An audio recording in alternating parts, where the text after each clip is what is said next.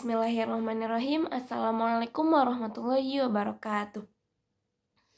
Selamat pagi, selamat siang, serta selamat sore, dan salam sejahtera. Sebelumnya, saya ucapkan terima kasih kepada Bapak dosen pengampu kita, Bapak Rudi Santoso SHMHI, yang telah memberikan waktunya untuk mendengarkan presentasi dari kelas HSB, dan saya ucapkan terima kasih kepada kawan-kawan semua yang telah menyempatkan waktunya untuk mendengarkan video ini.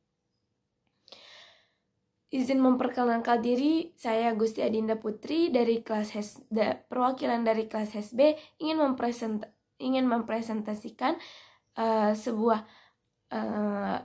sebuah karya tulis kita atau sebuah makalah kita yang berjudul Ilmu Pengetahuan dalam Islam. Sebelumnya, saya ingin menanyakan apakah teman-teman sekalian sudah pernah mendalami apa sih ilmu pengetahuan Islam? Di sini saya akan memaparkan apa itu ilmu pengetahuan dalam perspektif Islam. Dari pendahuluan, di antara problema besar yang dihadapi umat Islam di era modern adalah redupnya etos keilmuan di kalangan umat Islam dan munculnya dunia Barat. Rendahnya etos keilmuan menjadikan umat Islam terisolir dari dunia keilmuan global. Kondisi ini sangat ironis karena di era klasik, selama kurang lebih 6 abad, umat Islam berada pada garda depan dan menjadi kiblat dunia dalam pengembangan ilmu.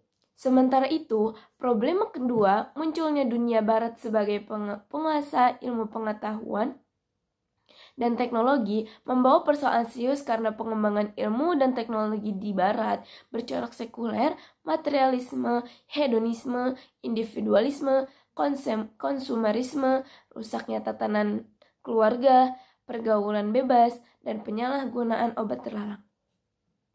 Memperhatikan dua fenomena di atas, maka sudah selayaknya umat Islam berupaya menata diri untuk menghidupkan kembali etos keilmuan sebagaimana pernah dialami di era klasik dengan harapan mampu menyaingi dominasi Barat dan pengembangan ilmu pengetahuan serta teknologinya. Kedua, ada konsep ilmu pengetahuan dalam Islam. Yang pertama, landasan ilmu pengetahuan. Kata ilmu berasal dari bahasa Arab, yaitu al-ilm, yang berarti pengetahuan atau al-ma'rifah. Kemudian berkembang menjadi pengetahuan tentang hakikat sesuatu yang dipahami secara mendalam.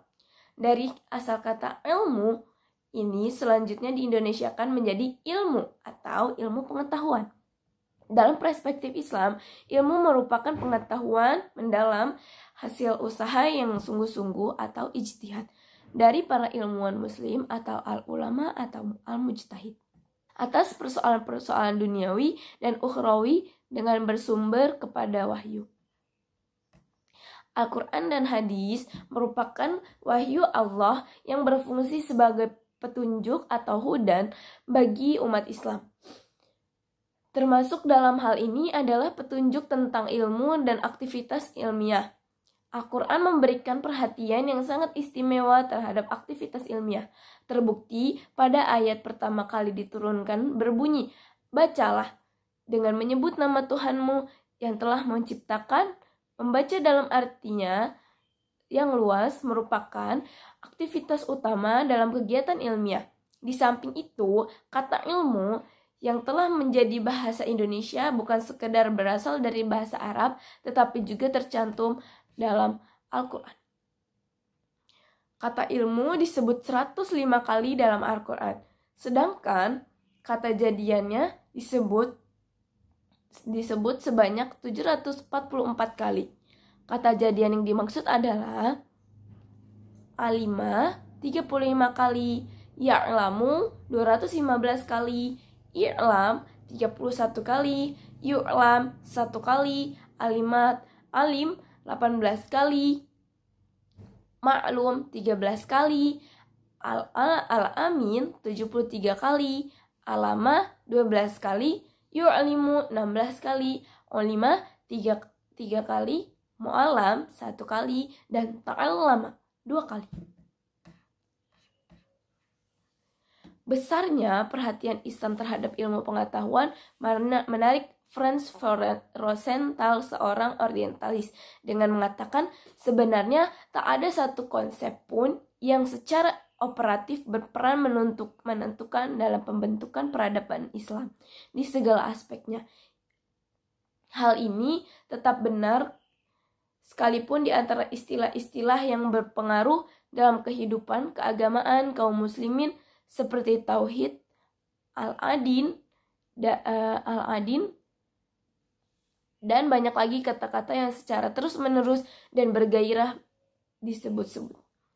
Tak satu pun di antara istilah-istilah itu yang memiliki kedalaman dalam makna, yang keluasan dalam penggunaannya yang sama dengan kata ilmu.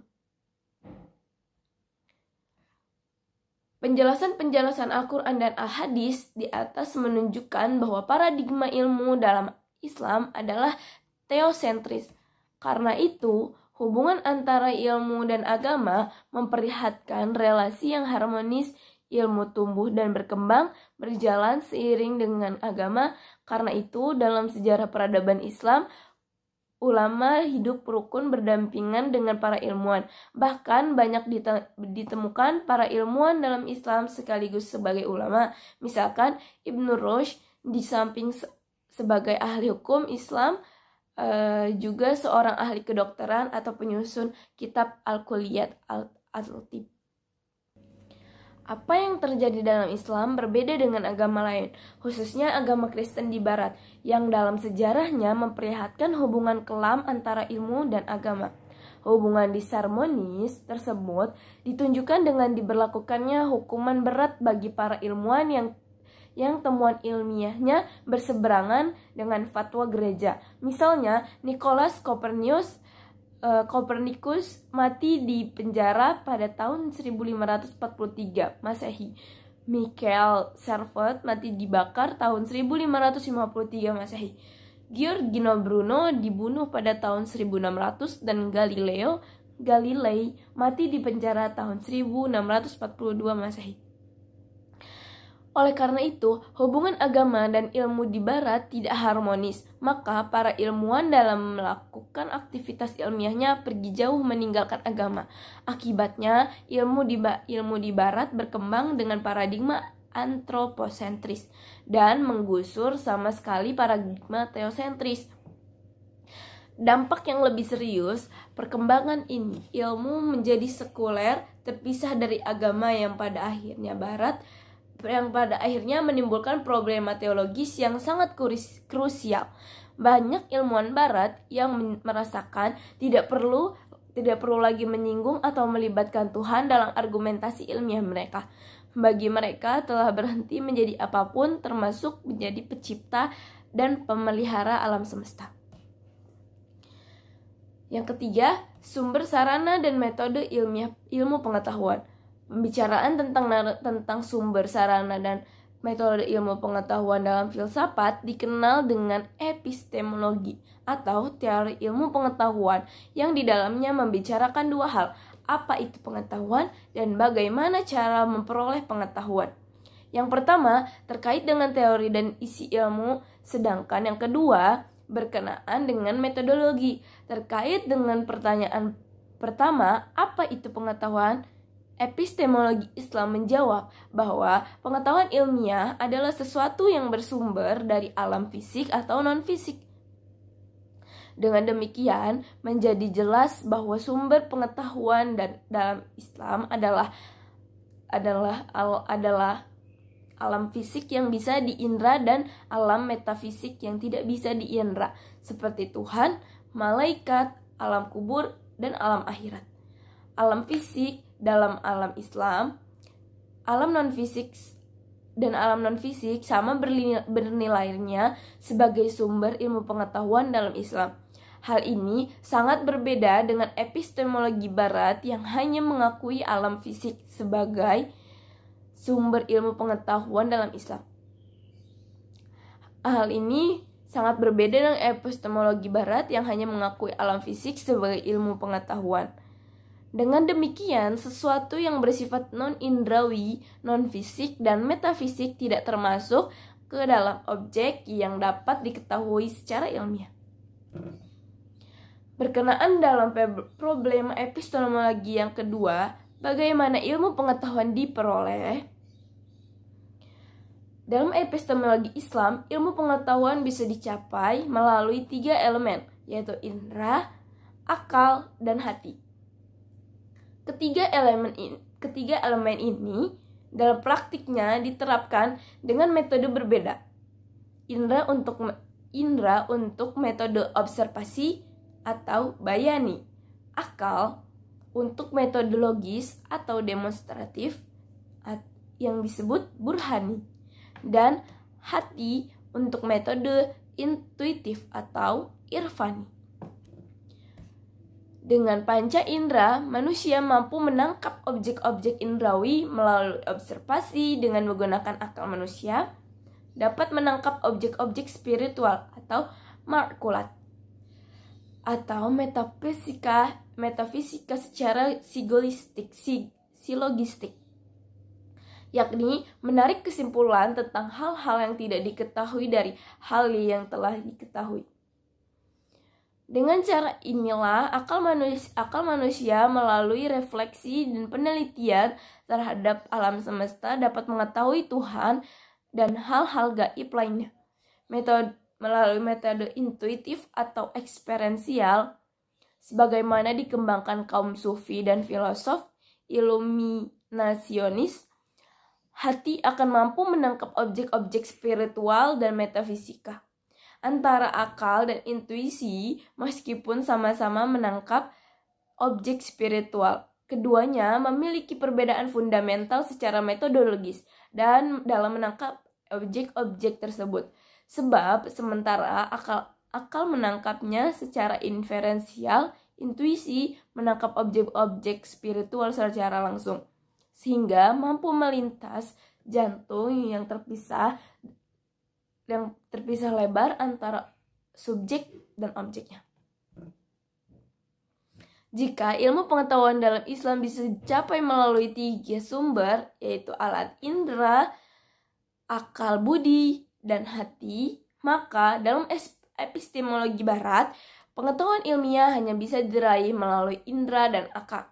Penggunaan kedua alat ini sebagai sumber ilmu pengetahuan didahului konflik tajam ilmuwan barat selama kurang lebih 2 abad. Konflik tersebut tercermin dalam 2 aliran filsafat, yakni rasionalisme dan empirisme. Rasionalisme yang dipelopori oleh René Descartes berpandangan bahwa sumber pengetahuan yang dipandang memenuhi syarat ilmiah adalah akal budi. Akal merupakan satu-satunya sumber pengetahuan yang benar. Pengetahuan yang diperoleh melalui akal tidak mungkin salah. Sementara itu, empirisme berpendapat bahwa sumber satu-satunya pengetahuan manusia adalah pengalaman indrawi, yakni pengalaman yang terjadi melalui dan berkat bantuan panca indera. Dalam pandangan kaum empiris, panca indera memainkan peranan penting dibanding akal budi. Karena pertama, semua preposisi yang diucapkan manusia merupakan hasil laporan dari pengalaman. Kedua, yang didasarkan pada apa yang diperoleh dari pengalaman. Ketiga, akal, acuan ke realitas atau pengalaman. Yang ketiga, klasifikasi ilmu. Secara umum, ilmu dalam Islam dapat diklarifikasikan ke dalam 3 kelompok yang meliputi metafisika menempati posisi tertinggi, disusul kemudian oleh matematika, dan yang terakhir ilmu-ilmu fisik. Melalui 3 kelompok ilmu tersebut, lahirlah berbagai disiplin ilmu pengetahuan. Misalnya, dalam ilmu-ilmu metafisika ada 3, yaitu ada berbagai macam, yaitu ontologi, teologi, kosmologi, angiologi, dan eskatologi. Dalam ilmu-ilmu matematika, geometri, aljabar, aritmatika, musik, dan trigonometri, dalam dan dalam ilmu-ilmu fisika, kimia, geologi, geografi, astronomi, dan optika. Dalam perkembangan berikutnya, seiring perkembangan zaman, kemajuan ilmu pengetahuan, dan tujuan-tujuan praktis, sejumlah ulama berupaya melakukan klarifikasi ilmu. Al-Ghazali membagi ilmu menjadi dua bagian, yaitu ilmu fardu ain dan ilmu fardu kifayah. Ilmu fardu ain adalah ilmu yang wajib dipelajari oleh setiap orang. Sedangkan ilmu fardu kifayah adalah ilmu yang harus dikuasai. Jadi bedanya ilmu fardu ain dan ilmu fardu kifayah adalah kalau ilmu fardu ain itu wajib, kalau ilmu fardu kifayah itu harus dikuasai. Tapi tidak setiap muslim dituntut untuk menguasainya. Di samping pembagian di atas, Al-Ghazali masih membagi ilmu menjadi dua kelompok, yaitu ilmu syariah dan ilmu ghair syariah. Ilmu syariah adalah ilmu yang terpuji dan terbagi 4 macam: usul, pokok, cabang, pengantar, dan pelengkap. Ilmu usul meliputi Al-Quran, Sunnah, Ijma, ulama, dan astar. Ilmu furu meliputi ilmu fikih yang berhubungan dengan kemaslahatan dunia dan ilmu tentang hal ihwal dan perangai hati baik yang terpuji maupun yang tercela. Ilmu muqaddimat dimaksudkan sebagai alat yang sangat dibutuhkan untuk mempelajari ilmu-ilmu usul seperti ilmu bahasa Arab, nahwu, shorof, balaghah, dan ilmu muttamimat adalah ilmu-ilmu yang berhubungan dengan ilmu Al-Quran yang seperti ilmu makhraj, al-huruf wal alfaz, dan ilmu qiraat. Sedangkan ilmu ghair syariah oleh Al-Ghazali dibagi 3. Ilmu-ilmu yang terpuji, ilmu-ilmu yang diperbolehkan, dan ilmu-ilmu yang tercela. Ibnu Khaldun membagi ilmu pengetahuan menjadi 2 kelompok, yaitu ilmu-ilmu naqliyah yang bersumber dari syara' dan ilmu-ilmu aqliyah atau ilmu filsafat yang bersumber dari pemikiran. Yang termasuk dalam kelompok ilmu-ilmu naqliyah adalah ilmu tafsir, ilmu qiraah, ilmu hadis, ilmu usul fikih, ilmu kalam, bahasa Arab. Sedangkan yang termasuk ilmu-ilmu aqliyah adalah ilmu mantik, ilmu alam, metafisika, dan ilmu instruktif. Al-Farabi mengelompokkan ilmu pengetahuan ke dalam 5 bagian. Yang pertama, ilmu bahasa yang mencakup sastra, nahwu, shorof, dan lain-lain.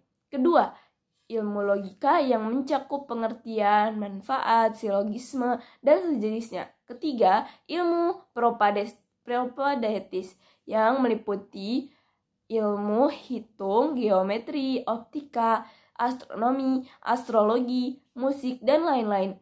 Keempat, ilmu fisika dan matematika. Kelima, ilmu sosial, ilmu hukum, dan ilmu kalam.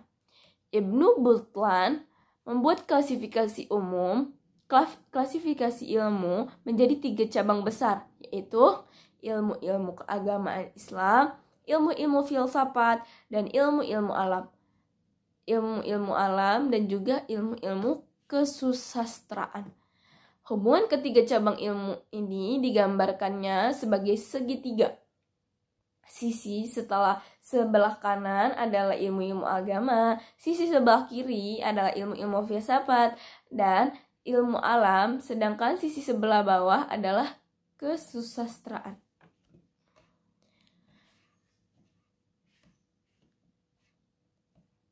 Konferensi dunia tentang pendidikan Islam 2 di Islamabad, Pakistan tahun 1980 merekomendasikan pengelompokan ilmu menjadi 2 macam, yaitu ilmu perennial atau abadi dan ilmu acquired atau perolehan.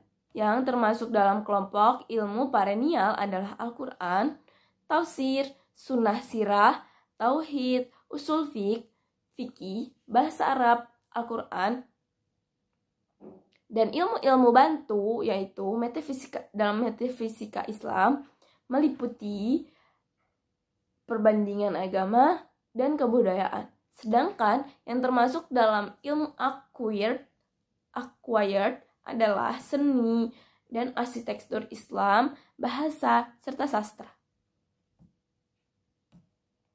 Ilmu-ilmu alam atau teoritis meliputi matematika, statistika, fisika, kimia, ilmu-ilmu kehidupan, astronomi, ilmu ruang, dan sebagainya. Nurholis Majid, cendekiawan muslim asal Indonesia, mengelompokkan ilmu-ilmu keislaman ke dalam 4 bagian, yaitu ilmu fikih, ilmu tasawuf, ilmu kalam, dan ilmu falsafah. Ilmu fikih membidangi segi-segi formal peribadatan dan hukum. Ilmu tasawuf membidangi segi-segi penghayatan dan pengalaman keagamaan yang lebih bersifat pribadi. Ilmu kalam membidangi segi-segi mengenai Tuhan dan berbagai derivasinya. Sedangkan ilmu filsafah membidangi hal-hal yang bersifat perenungan spekulatif tentang hidup dalam arti seluas-luasnya. Termasuk dalam lingkup ilmu filsafat adalah ilmu-ilmu umum seperti metafisika, kedokteran, matematika, astronomi, serta kesenian. Perkembangan ilmu pengetahuan dalam Islam. Dalam perspektif sejarah, perkembangan ilmu-ilmu keislaman mengalami pasang surut. Suatu ketika mencapai puncak kejayaan, dan di saat yang lain mengalami kemunduran. Kajian berikut akan menjelaskan fenomena tersebut serta faktor-faktor yang mempengaruhinya. Masa keemasan. Sejarah politik dunia Islam biasanya dipetakan ke dalam 3 periode, yaitu periode klasik, periode pertengahan, dan periode modern. Periode modern itu dari tahun 1800 sampai zaman sekarang.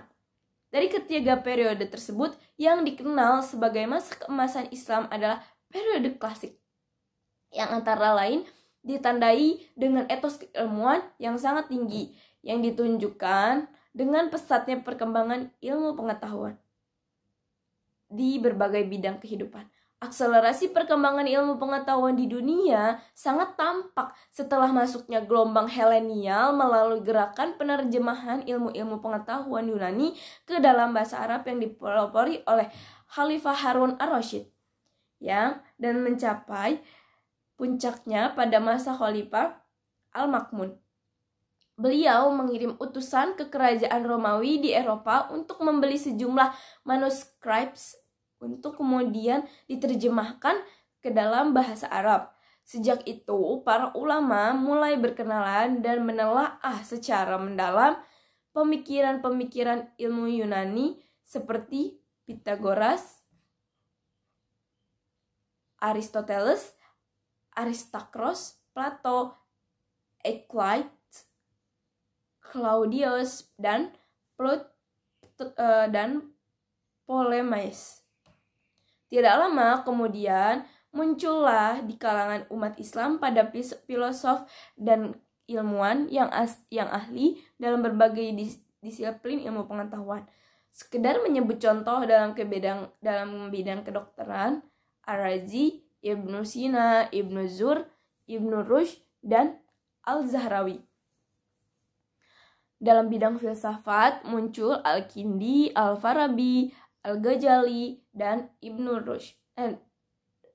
Al-Ghazali, Al-Khwarizmi, Al-Farghani, An-Nairazi, Abu Kamil, dan Nasiruddin At-Tusi.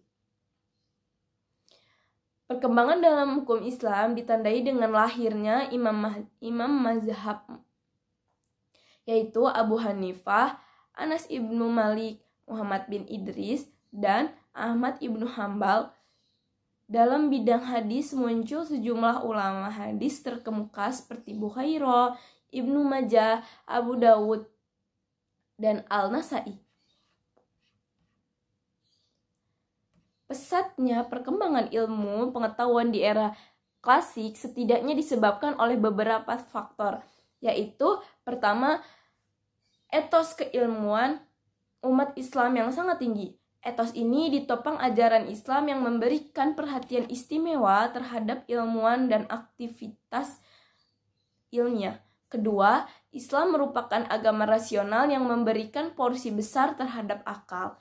Semangat rasional tersebut semakin menemukan momentumnya setelah umat Islam bersentuhan dengan filsafat Yunani klasik yang juga rasional. Kemudian, melalui aliran teologi rasional, Mu'tazilah, para ilmuwan memiliki kebebasan yang luar biasa dalam mengekspresikan pikiran. Dan ketiga, berkembangnya ilmu pengetahuan di kalangan umat Islam klasik adalah sebagai dampak dari kewajiban umat Islam dalam memahami alam raya ciptaan Allah. Dalam Al-Quran dijelaskan bahwa alam raya diciptakan untuk kepentingan manusia. Keempat, di samping alasan di atas, perkembangan ilmu pengetahuan di era klasik juga ditopang kebijakan politik para khalifah yang menyediakan fasilitas dan sarana memadai bagi para ilmuwan untuk melakukan penelitian dan perkembangan ilmu pengetahuan. Selanjutnya, ada masa kemunduran yang sering disebut-sebut sebagai momentum kemunduran umat Islam dalam bidang pemikiran dan pengembangan ilmu adalah kritik Al-Ghazali.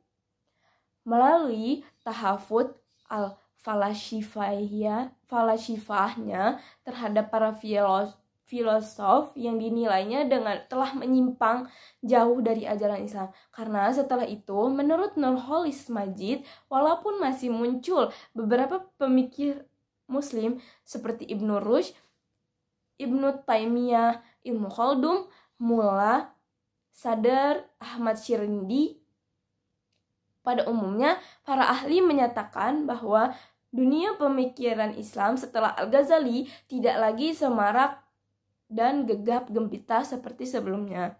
Al-Ghazali sesungguhnya bukan sosok orang yang anti filsafat, bahkan ia termasuk ke dalam deretan filosof Muslim terkenal. Ia menulis Tahafut al-Falasifah sebenarnya bertujuan untuk menghidupkan kembali kajian-kajian agama yang menurutnya telah terjadi banyak penyimpangan akibat ulah sebagian filosof, khususnya Al-Farabi dan Ibnu Sina, yang berdampak pada semakin menjamurnya semangat pemikiran bebas yang membuat orang meninggalkan ibadah. Oleh karena itu, dalam karya yang lain ia menulis karya monumen yang diberi judul Ihya Ulum al-Din atau menghidupkan kembali ilmu-ilmu agama. Tapi benarkah kritik Al-Ghazali tersebut menjadi penyebab mundurnya pemikiran dan pengembangan ilmu pengetahuan di kalangan umat Islam? Jawabannya masih pro kontra.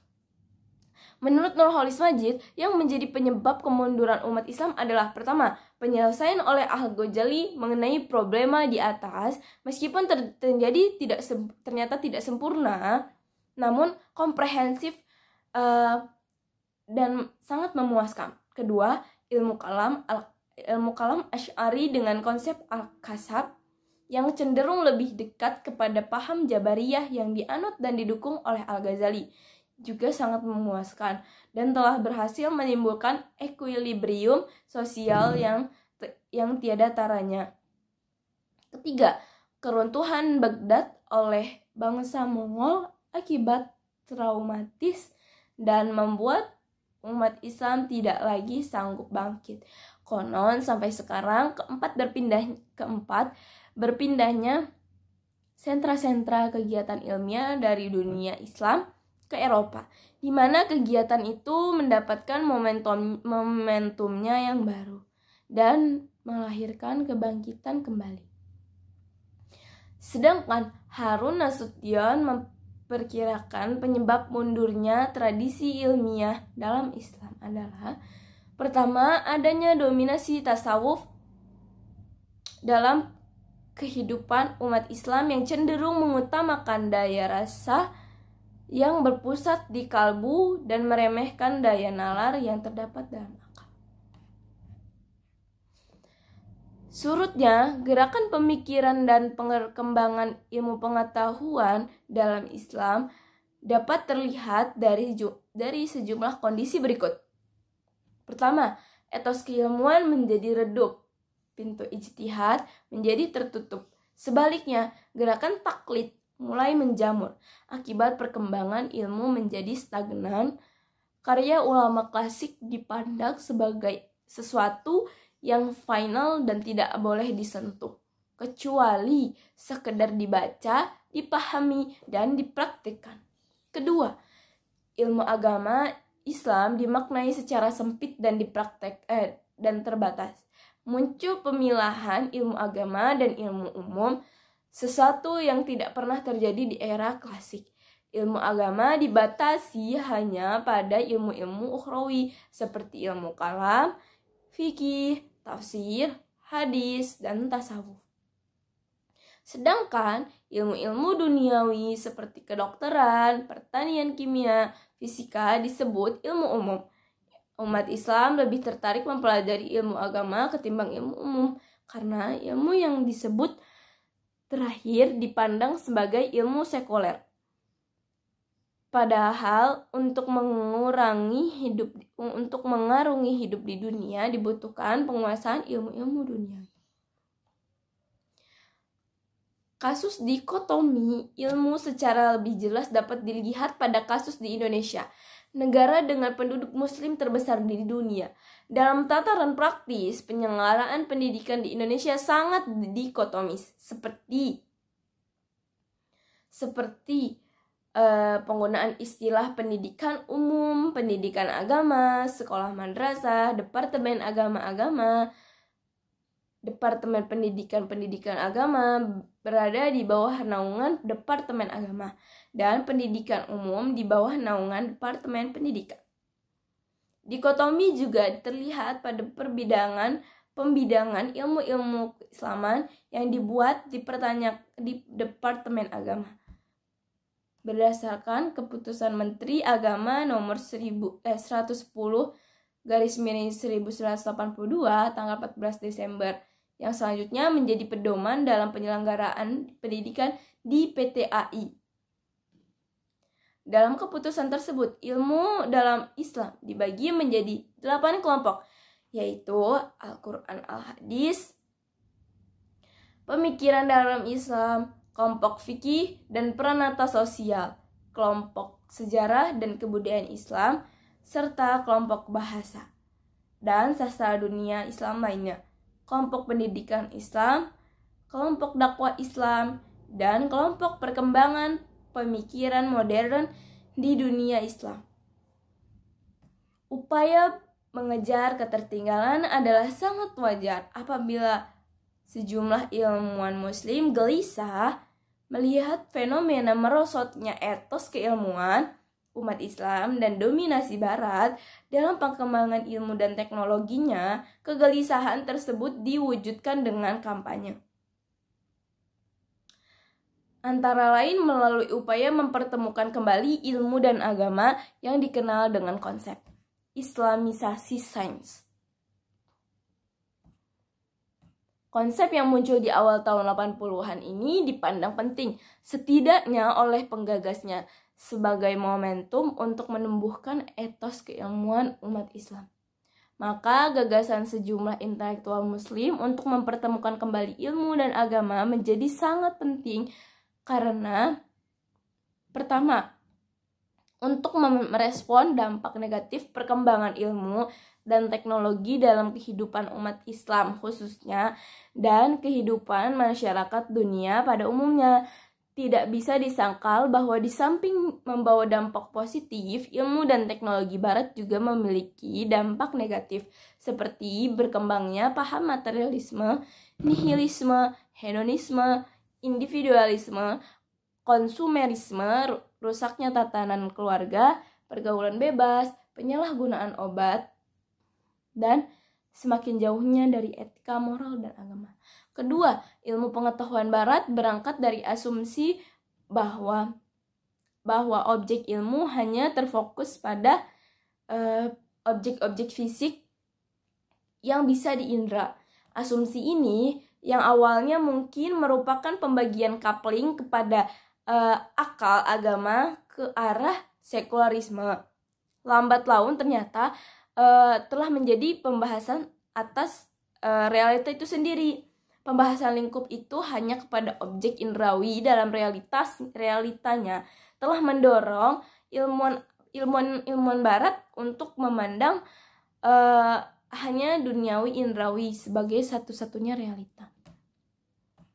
Hal ini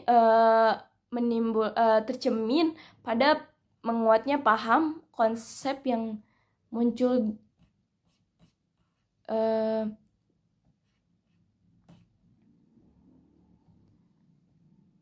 meskipun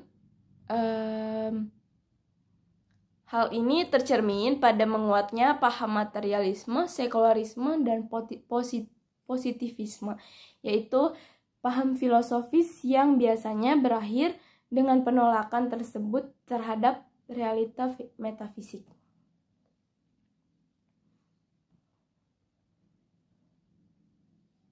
Tentu saja reaksi kontra di atas dan reaksi lain senada tidak perlu mengundurkan semangat para penggagas Islamisasi. Sebaliknya, kritik tersebut perlu dijadikan cambuk bahwa gagasan tersebut tidak sekedar wacana, tapi benar-benar terbukti dalam kenyataan dan bermanfaat bagi kemaslahatan umat. Sebagai kesimpulan penutup ini, ilmu dalam Islam merupakan pengetahuan mendalam hasil usaha yang bersungguh-sungguh dari para ilmuwan muslim atas persoalan-persoalan duniawi dan ukhrawi. Dengan berlandaskan kepada wahyu Allah, pengetahuan ilmiah diperoleh melalui indera, akal, hati yang bersumber dari metafisik dan alam metafisik. Hal ini berbeda dengan epistemologi ilmu di barat yang hanya bertumpu pada indera dan akal serta alam fisik. Dalam sejarahnya, perkembangan ilmu pengetahuan Islam mengalami pasang surut, suatu ketika mencapai puncak kejayaan dan di saat yang lain mengalami kemunduran. Di era klasik merupakan masa keemasan Islam yang ditandai dengan tingginya etos keilmuan serta pesatnya perkembangan ilmu pengetahuan di berbagai bidang kehidupan. Setelah itu, perkembangan ilmu pengetahuan di kalangan umat Islam menjadi redup dan ganti barat yang berada dalam garda terdepan. Kemajuan ilmu di barat memunculkan banyak akses negatif seperti sekularisme, materialisme, hedonisme, individualisme, konsumerisme, rusaknya tatanan barat, pergaulan bebas, dan penyalahgunaan obat terlarang. Baik, dari sini dapat kita simpulkan bahwasannya ilmu pengetahuan dari perspektif Islam itu berbeda dengan ilmu pengetahuan dari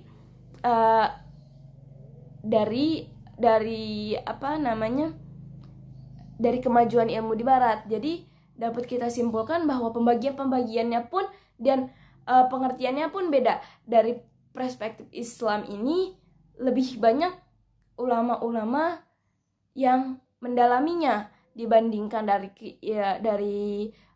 dari perspektif ilmuwan barat.